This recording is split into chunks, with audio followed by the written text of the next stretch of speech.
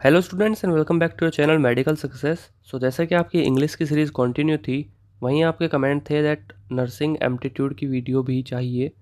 So we are here with the nursing aptitude की video. जैसे कि आज है डेट 5, आपको अपडेट दे दूं मैं दैट आपका एडमिट कार्ड अभी तक नहीं आया है। आज टेंटेटिव डेट थी एडमिट कार्ड की कि 5 तारीख में आज ही आना था, एंड हो सकता है आज ही आ जाए, बट बिकॉज टेंटेटिव डेट थी, अनुमानित तिथि थी वो, तो शायद ना भी आए, कल तक पर ज़रूर आ जाएगा। एंड आज भी शाम 5 बजे तक का टाइम, क्योंकि यूनिवर्सिटी का टाइम 5 बजे तक का है, 5 से 6 बजे तक यूनिवर्सिटी का टाइम होता है, तो तब तक भी आ सकता है।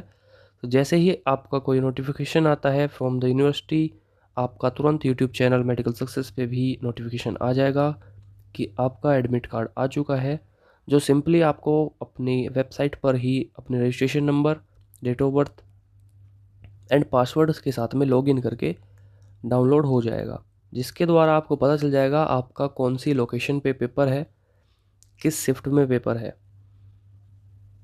तो टेलीग्राम पर भी एंड यूट्यूब पर भी दोनों जगह आपको अपडेट मिल जाएगा। अगर आपने अभी तक टेलीग्राम हमारा ग्रुप, डाउट ग्रुप जो है वो ज्वाइन नहीं किया है, तो ज्वाइन कर लें, ताकि आपको वहाँ पर भी अपडेट टाइम टू टाइम मिलती रहे। बिकॉज वीडियो में टाइम लगता है, बट टेलीग्राम पर इंस्टेंट अपडेट दे दिया जाता है।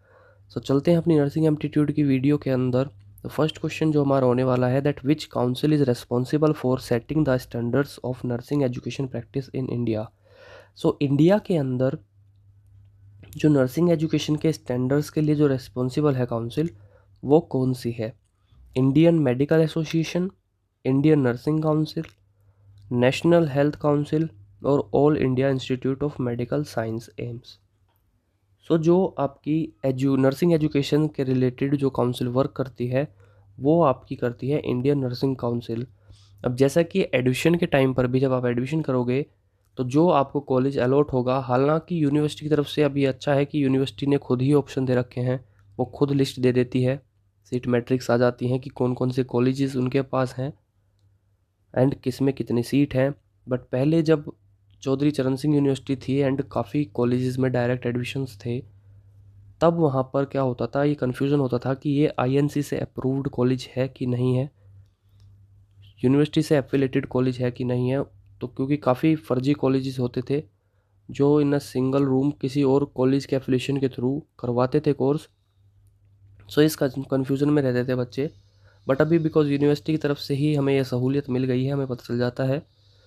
बिकॉज यूनिवर्सिटी ने जो हमारे कॉलेजेस उठाए हैं, वो मोस्ट ऑफ सभी जो हैं, जितने भी हमारे कॉलेजेस हैं, सभी आईएनसी गाइडलाइंस एंड रेगुलेशंस को फॉलो करते हैं, सभी अप्रूव्ड हैं आईएनसी से।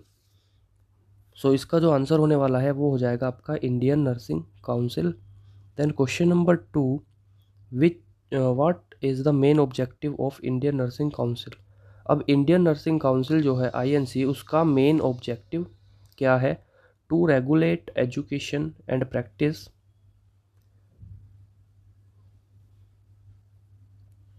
to conduct medical researches, to offer health care services और to manage hospital administration। So INC का जो मेन वर्क है वो आपका है to regulate nursing education and practice. So जो भी नर्सिंग से रिलेटेड एजुकेशन या फिर आपके हॉस्पिटल प्रैक्टिसेस हैं, उनको रेगुलेट करने का जो मेन फंक्शनिंग बॉडी है वो आपकी आईएनसी है। Then question 3, which nursing professional organization in India was founded to address issue related to nursing practice and education। अब नर्सिंग एजुकेशन, नर्सिंग प्रैक्टिस से रिलेटेड तो आपकी जो गवर्निंग बॉडी है वो आपकी आईएनसी है, बट अगर वहाँ पर कुछ इश्यूज होते हैं तो उनको बताने के लिए, उन पर एक्शंस के लिए हमारी कौन सी एक प्रोफेशनल ऑर्गेनाइजेशन इंडिया के अंदर बनाई गई है? वो है Indian Medical Association IMA, trained nurse association of India TNAI, और इंडियन रेड क्रॉस सोसाइटी और National Health mission.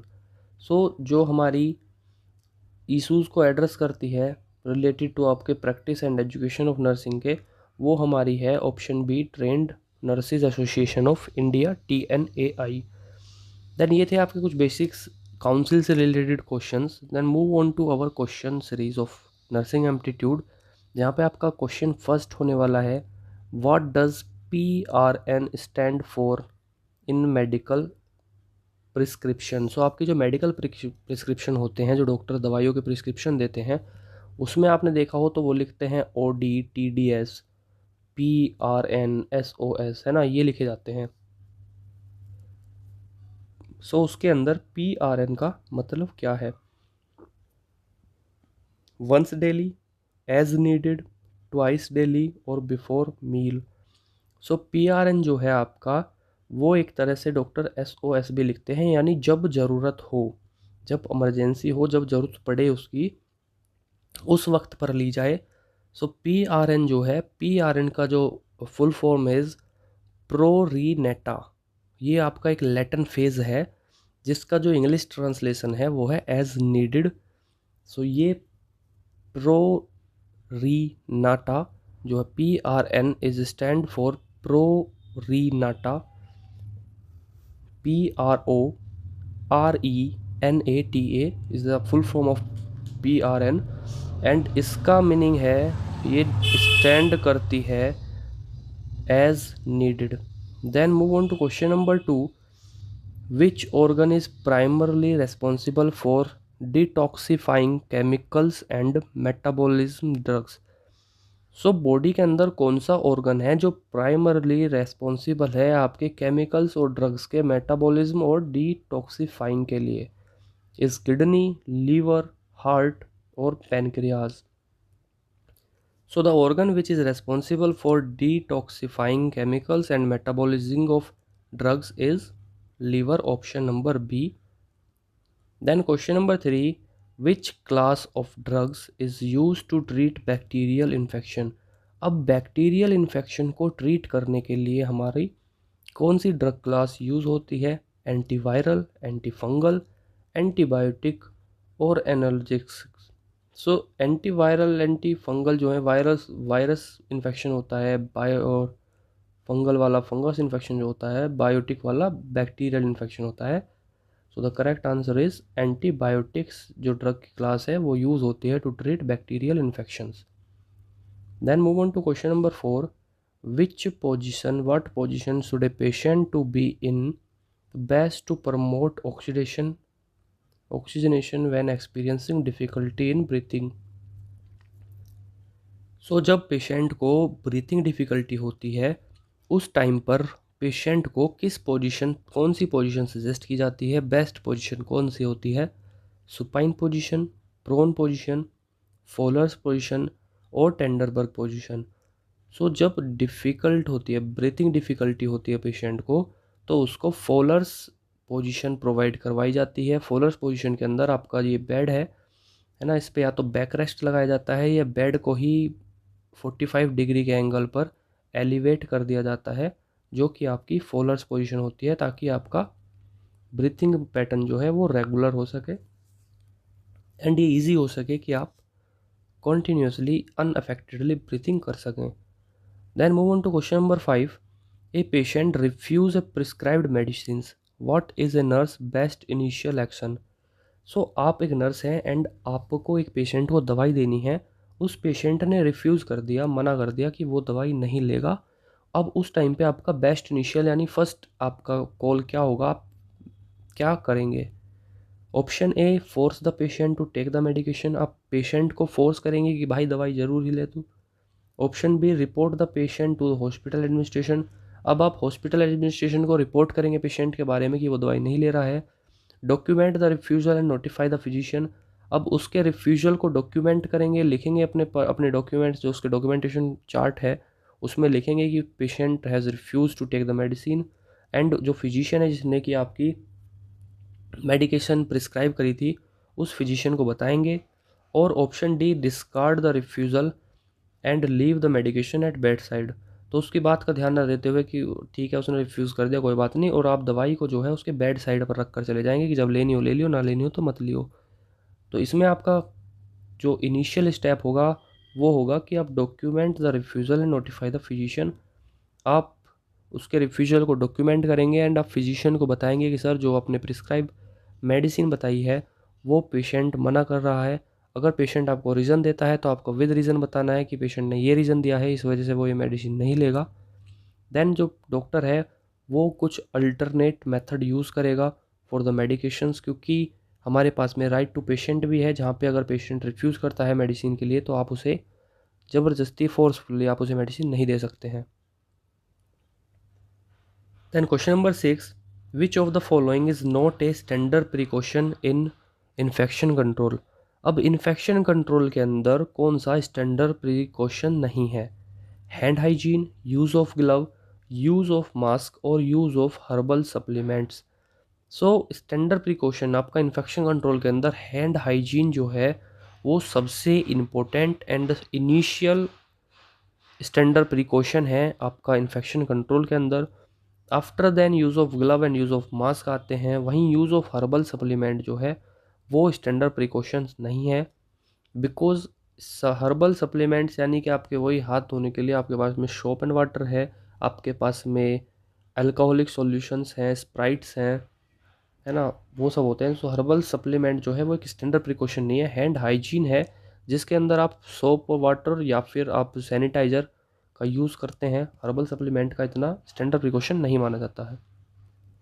Then question number 7, how often should a patient intravenous site check for sign of infection और इन्फ्लोरेशन।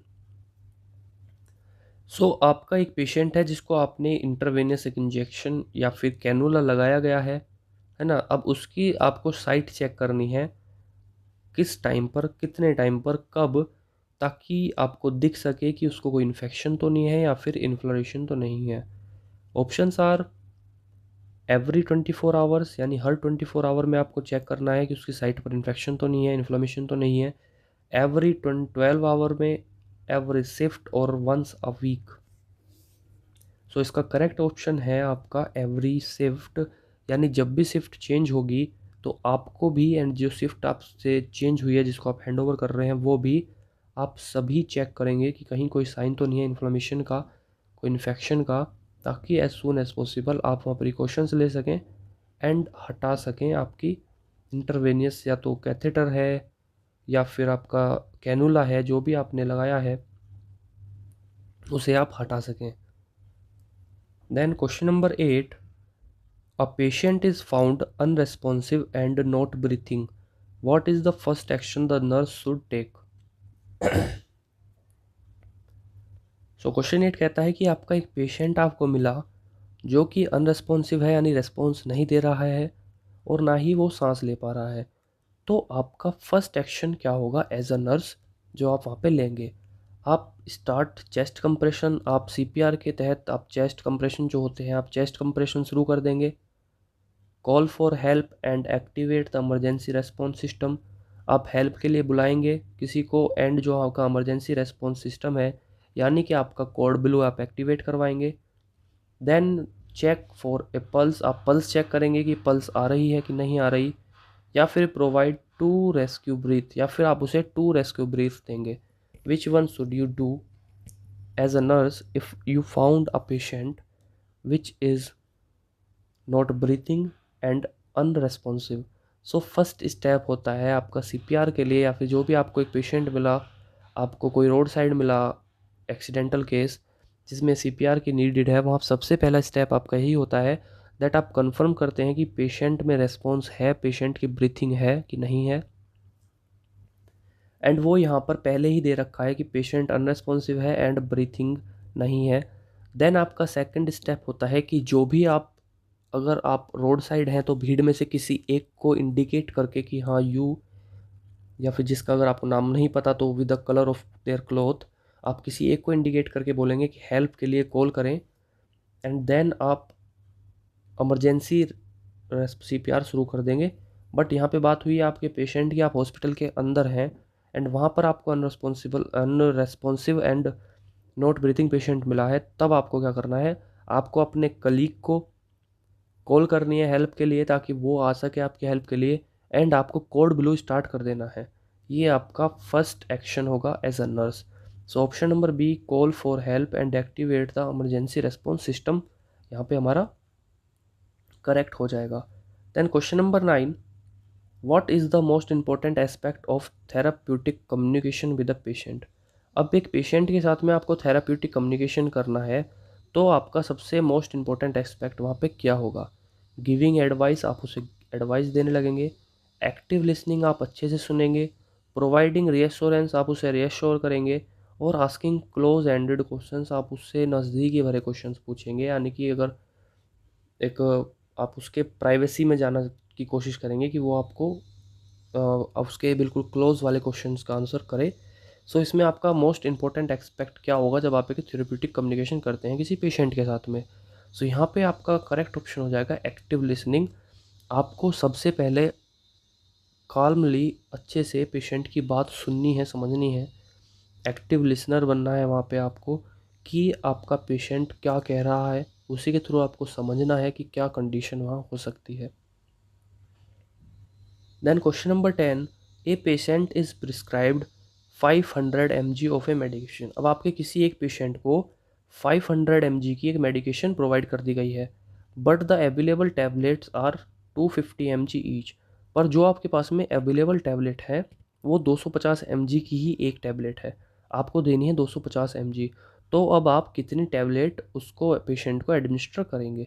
एक tablet, दो tablets, तीन tablets, या फिर चार tablet? अब आपके पास में आपको देनी थी 500 mg की, आपके पास में अवेलेबल है 250 mg की, तो 250 की आप उसे दो टैबलेट दे देंगे ताकि उसकी 500 mg की रिक्वायरमेंट पूरी हो जाए। तो दो tablets will be your correct option यहाँ पे हो जाएगा। Then question number 11, which of the following is a primary responsibility of a nurse. अब इनमें से कौन सी नर्स की प्राइमरी रेस्पॉन्सिबिलिटी होने वाली है? Prescribing medications, diagnosing illness, providing patient care and comfort, और performing surgeries. So prescribing medications तो नर्स का काम होता ही नहीं है।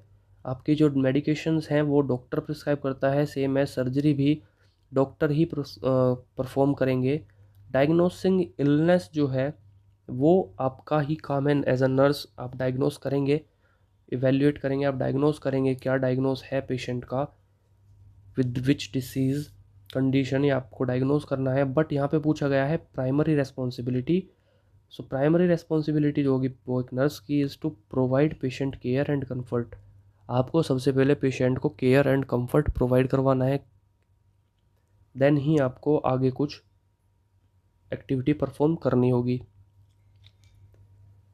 Then question number 12, which of the following is a vital sign that a nurse regularly monitor. अब इनमें से वह कौन सा वाइटल साइन है जिसको एक नर्स को रेगुलरली मॉनिटर करते रहना चाहिए? मैं रेगुलरली मॉनिटर करते रहते हैं। Blood glucose level, haemoglobin count, body temperature, और ब्लड पीएच। सो इनमें से आपका जो बॉडी टेम्परेचर है इज़ दैट वाइटल साइन जो कि रेगुलरली मॉनिटर होता रहता है। Then question number 13, what does the acronym ADL stands for in nursing. अब नर्सिंग के अंदर ADL जो है वो किसके लिए स्टैंड करता है? Advance diagnostic laboratories, activities of daily living, acute disease level, और applied data logistics. So the correct answer is activities of daily living के लिए आपका ADL जो है वो नर्सिंग में स्टैंड करता है। Then question number 14, which nursing intervention is essential when a patient is experiencing difficulty in breathing. अब जब पेशेंट को ब्रीथिंग डिफ़िकल्टी हो रही है तो एज अ नर्सिंग इंटरवेंशन आपका क्या एसेंशियल होगा, वहाँ पर आप क्या करेंगे? सबसे पहले एडमिनिस्ट्रिंग इंसुलिन, आप उसको इंसुलिन एडमिनिस्टर करेंगे, प्रोवाइड करोगे ऑक्सीजन थेरेपी, रेस्ट्रिक्ट करोगे फूड इनटेक, और अप्लाई करोगे कास्ट। सो आपका जो इनिशियल एसेंशियल होगा वहाँ पे करने के लिए सबसे पहले अगर ब्रीथिंग डिफ़िकल्टी है तो आपको फोल्डर्स पोजीशन में पेशेंट को बैठाना है। फोल्डर्स पोजीशन में आपको पेशेंट को एडजस्ट करना है, विद इन 45 डिग्रीज़ का होता है, वहाँ 45 डिग्रीज़ पे आपको पेशेंट की बैक लेकर आनी है। देन उसके बाद आपका जो होता है काम वो होता है आपको उसे ऑक्सीजन थेरेपी प्रोवाइड करवानी होगी। देन क्वेश्चन नंबर 15, इन इन्फेक्शन कंट्रोल। अब इन्फेक्शन कंट्रोल के अंदर what is the most effective method for preventing the spread of pathogen. Pathogen के स्प्रेड को रोकने के लिए, प्रिवेंट करने के लिए इफ़ेक्टिव मेथड कौन सा होगा? Wearing a mask, regularly hand wash, use sanitizer, और वियरिंग ग्लव्स। सो जो आपका यहाँ पे दिया गया है कि ये सभी हैं, है ना, इन पैथोजन को रोकने के लिए तो ये सभी होंगे यूज़, बट यहाँ पे बोला गया है मोस्ट इफेक्टिव मेथड कौन सा होगा। सो मास्क लगाकर भी आप रोक सकते हैं, रेगुलरली हैंड वॉश करके भी, सैनिटाइज़र यूज़ करके भी, एंड ग्लव्स पहन कर भी, बट जो मोस्ट इफेक्टिव मेथड होगा आपके पैथोजन को रोकने के लिए वो होगा आपका रेगुलरली हैंड वॉशिंग। जैसा कि अभी कोविड के टाइम पर भी एड्स आ रही थी रिलेटेड टू दैट कि आपको रेगुलरली हैंड वॉश करने हैं, करते रहने हैं, ताकि अगर किसी आप ऐसे इन्फेक्टेड सरफेस को टच कर देते हैं तो जो इन्फेक्शन की चेन है वो आपके हैंड वॉशिंग के साथ में वहीं पे ब्रेक हो जाए। Then question number 16, which of the following best describes the role of nurse in patient education. अब इनमें से कौन सा बेस्टली डिस्क्राइब करता है रोल ऑफ नर्स को पेशेंट की एजुकेशन में। पेशेंट को एजुकेशन देनी है, अब रोल ऑफ नर्स कौन सा होगा इसमें से। परफॉर्मिंग डायग्नोस्टिक टेस्ट, आप वहाँ पे डायग्नोस्टिक टेस्ट करेंगे। Teaching patient about managing their health condition, आप पेशेंट को टीच करेंगे कि वो अपनी हेल्थ केयर कंडीशन को कैसे मैनेज कर सकते हैं। प्रिस्क्राइबिंग मेडिकेशन, आप मेडिकेशन प्रिस्क्राइब करेंगे। या डॉक्यूमेंटिंग पेशेंट हिस्ट्री, आप पेशेंट की हिस्ट्री को डॉक्यूमेंट करते रहेंगे। सो जो आपको यहाँ पे पेशेंट को एजुकेशन प्रोवाइड करवानी है, आपको अपने लिए असेसमेंट नहीं करना, तो आप डॉक्यूमेंट नहीं करेंगे उसकी हिस्ट्री, ना ही आप मेडिकेशन प्रोवाइड कर सकते हैं, ना ही आप किसी टेस्ट के लिए बोलेंगे। बिकॉज आपको एजुकेशन प्रोवाइड करवानी है तो आप एजुकेशन ही प्रोवाइड करवाएंगे।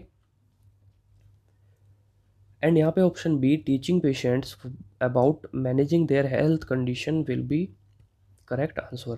Then question number 17, what is the purpose of nursing process. अब नर्सिंग प्रोसेस का पर्पस क्या है।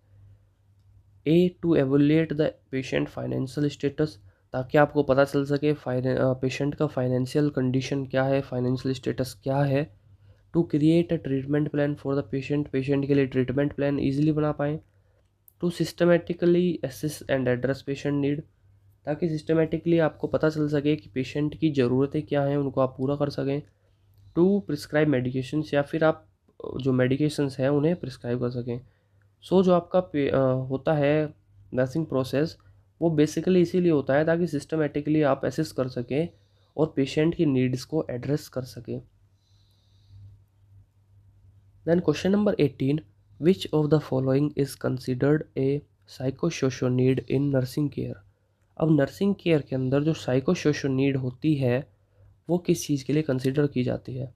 Administering antibiotics, assisting with feeding, providing emotional support और मॉनिटरिंग ब्लड प्रेशर। जो आपका सोशो साइको नीड है, सोशो साइको सपोर्ट है, वो आपका प्रोवाइड करता है emotional support. Then question number 19, when performing CPR, जब आप सीपीआर करते हैं, what is the correct ratio of chest compression to breath for an adult. एक अडल्ट के लिए चेस्ट कंप्रेशन रेशियो ब्रेथ क्या होगा। 15:2, 30:2, 5:1 और 10:1। सो अडल्ट के लिए जो है वो होता है आपका 30:2।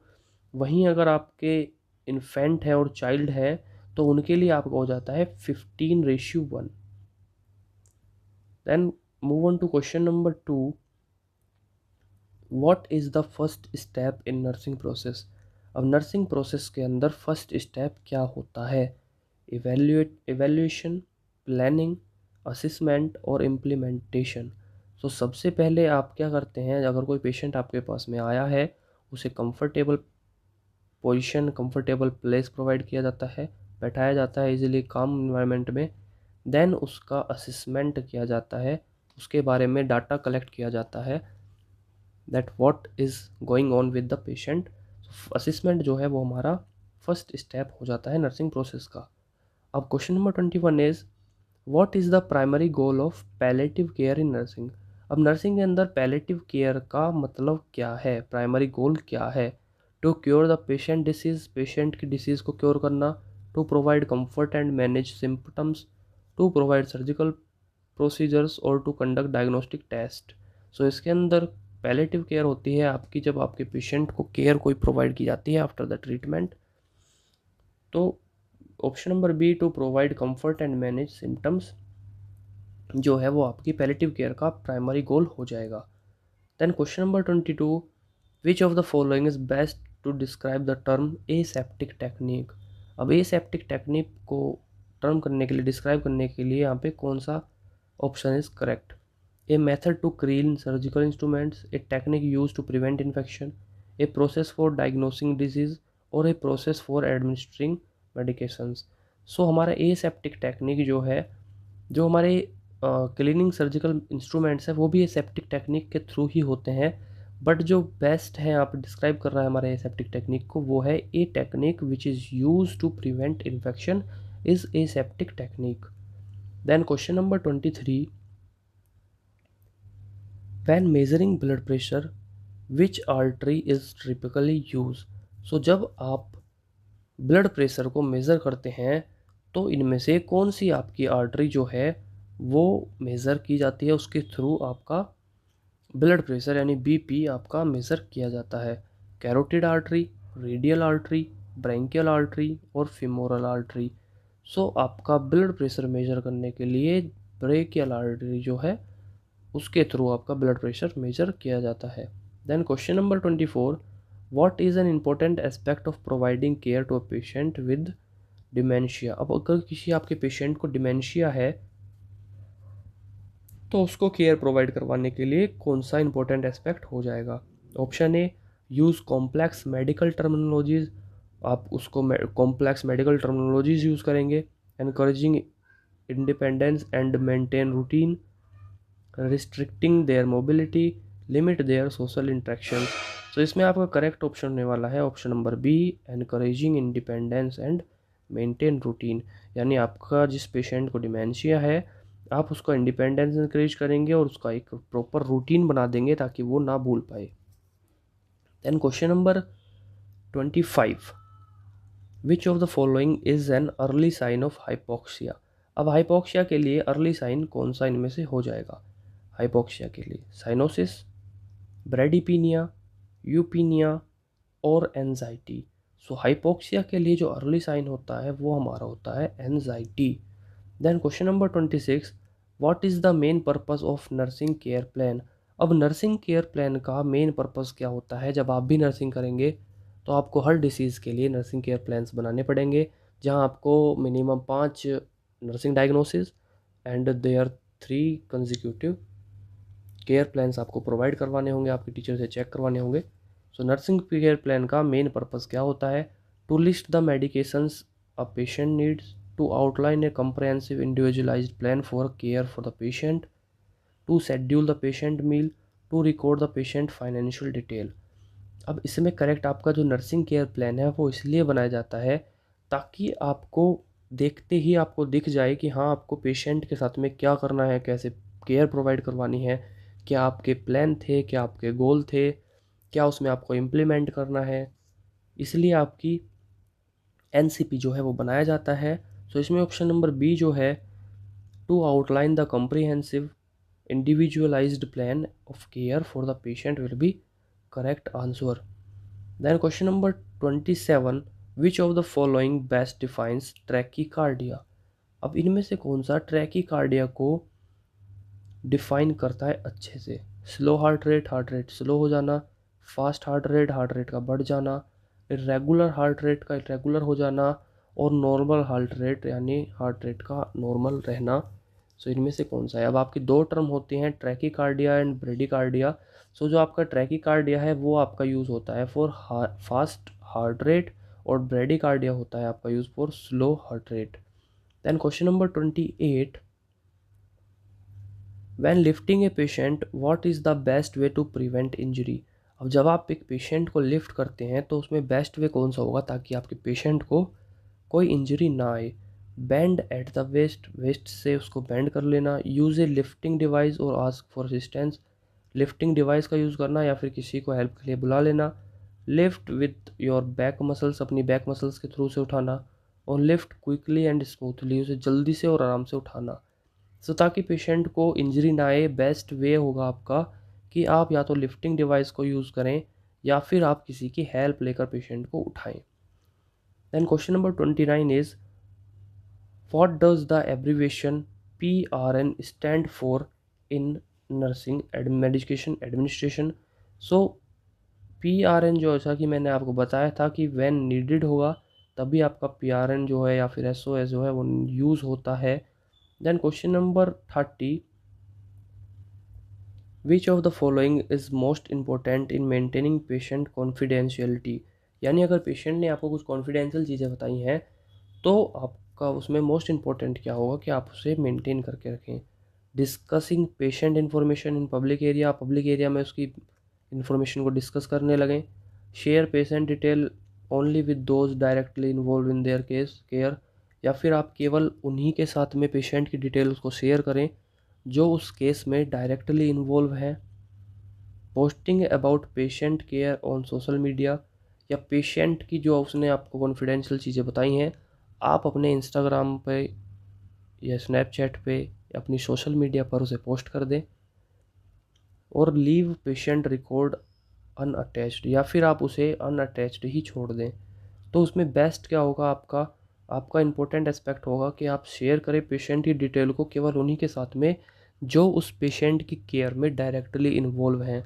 यानी अगर आप उसकी केयर करने से अलग कोई तीसरा बंदा आपसे पूछता है कि क्या बताया उन्होंने अबाउट देयर कंडीशन और जो भी उनके साथ में हुआ, तो आपको वो किसी तीसरे बंदे को नहीं बताना है, केवल उसके और आपके बीच में या फिर जो डायरेक्टली इन्वॉल्व है आपके साथ में, आपके डॉक्टर हैं और जो भी एसेंशियल है उसकी केयर प्रोवाइड करने में जो हेल्प कर सकते हैं, केवल उन्हीं के साथ में आपको वो कॉन्फिडेंशियल इन्फॉर्मेशन शेयर करनी है। Then question number 31, which of the following is a normal range for adult respiratory rate. अब अडल्ट रेस्पिरेटरी रेट के लिए नॉर्मल रेंज क्या होगी। 8 to 12 breaths per minute, 12 to 20 breaths per minute, 20 to 30 breaths per minute और 30 to 40 breath per minute.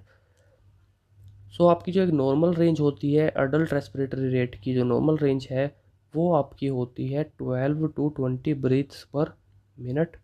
Then question number 32, what is the primary purpose of hand hygiene in health care settings.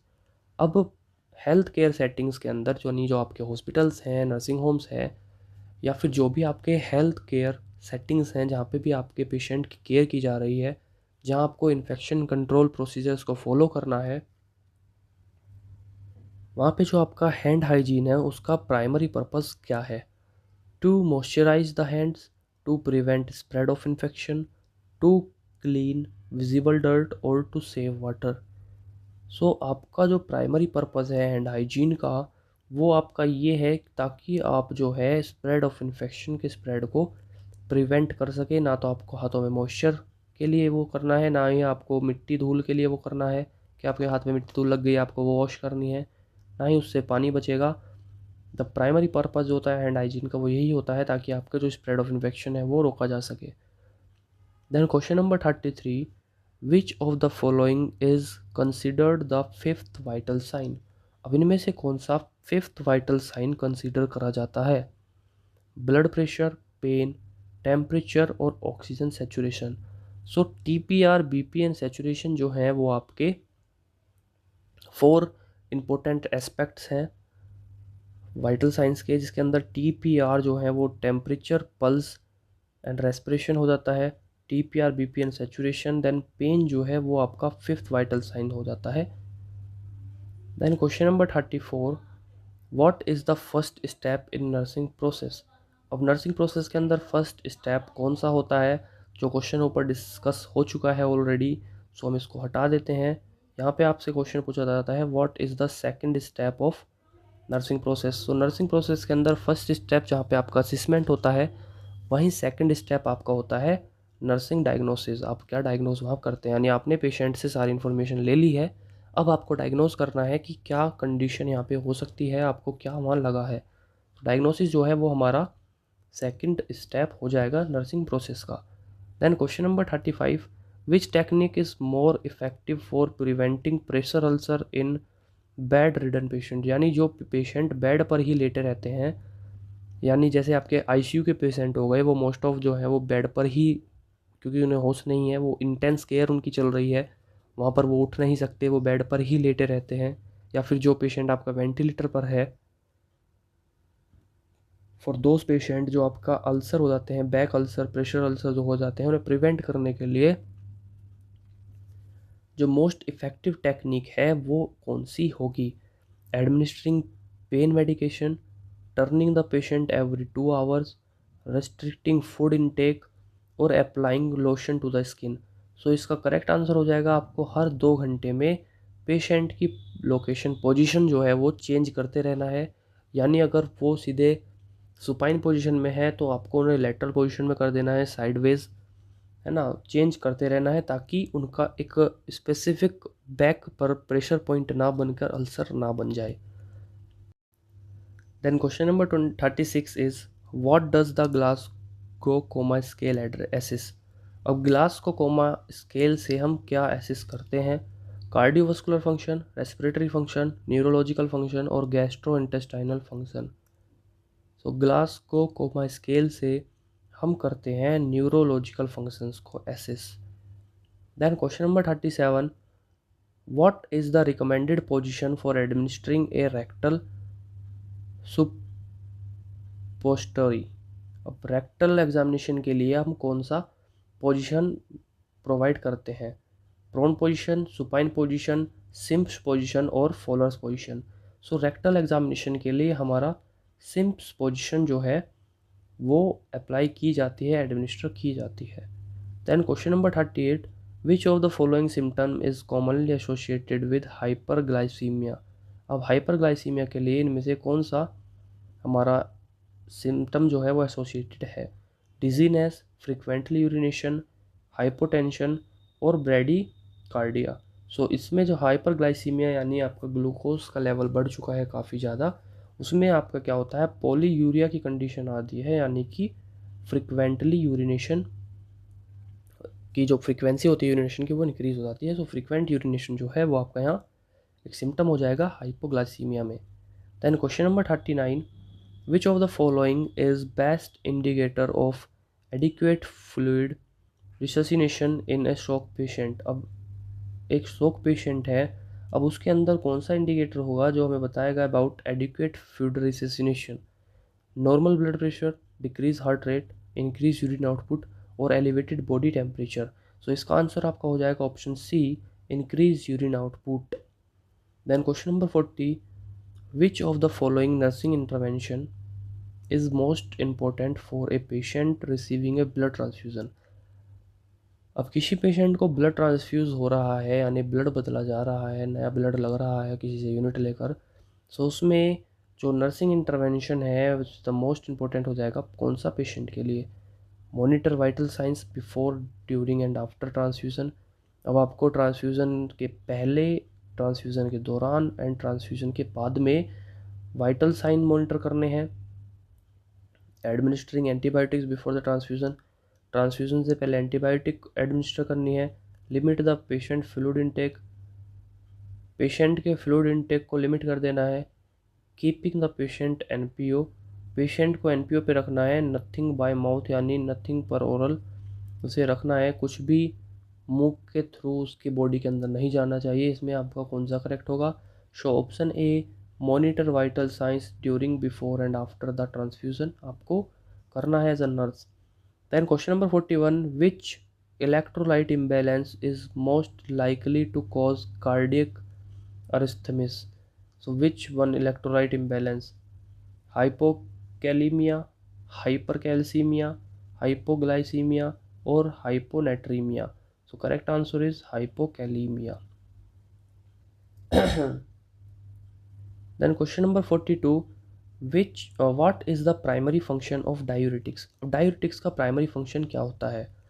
Diuretics आपकी एक medication unit है जहाँ पे आपका यूरेटिक्स and diuretics होती हैं use. Then lower body temperature, increase urine output, reduce inflammation और receive pain. So जो आपके डायूरेटिक्स हैं वो यूज़ होती हैं for increase the urine output. Then question number 43, which type of isolation precaution is use for a patient with tuberculosis. अब एक patient को ट्यूबरक्लोसिस है, अब उसके लिए कौन से आइसोलेशन प्रिकॉशंस यूज़ करे जाएंगे? कॉन्टैक्ट प्रिकॉशन, उसको कॉन्टैक्ट से हटा दिया जाएगा, उसके लिए हम कॉन्टैक्ट प्रिकॉशंस यूज़ करेंगे, यानी कि जिस भी सरफेस को अगर पेशेंट ने टच किया है तो हम वहाँ पे स्टाइल करेंगे, उस सरफेस को टच नहीं करेंगे। ड्रॉपलेट प्रिकॉशंस लेंगे कि यहाँ पे पेशेंट बोल रहा है उसकी कोई ड्रॉपलेट्स अगर गिरी हैं ऑफ सलाइवा तो हम उससे प्रिकॉशन लेंगे। एयरबोर्न प्रिकॉशन लेंगे या फिर स्टैंडर्ड प्रिकॉशन लेंगे। तो उसका करेक्ट आंसर है एयरबोर्न प्रिकॉशंस लेंगे, बिकॉज जो हमारा ट्यूबरक्लोसिस इन्फेक्शन है, ट्यूबरक्लोसिस कॉज करता है जो इन्फेक्शन, वो हमारा एयरबोर्न इन्फेक्शन होता है एंड वो थ्रू एयर ट्रैवल कर सकता है। Then question number 44, which of the following is an example of a subjective assessment finding.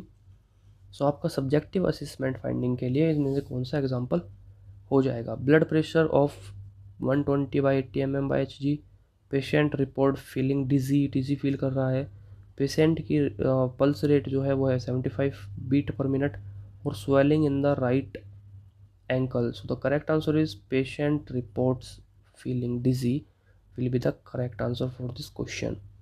Then question number 45, which vitamin is essential for blood clotting। अब blood clotting के लिए कौन सा vitamin हमारा essential होता है।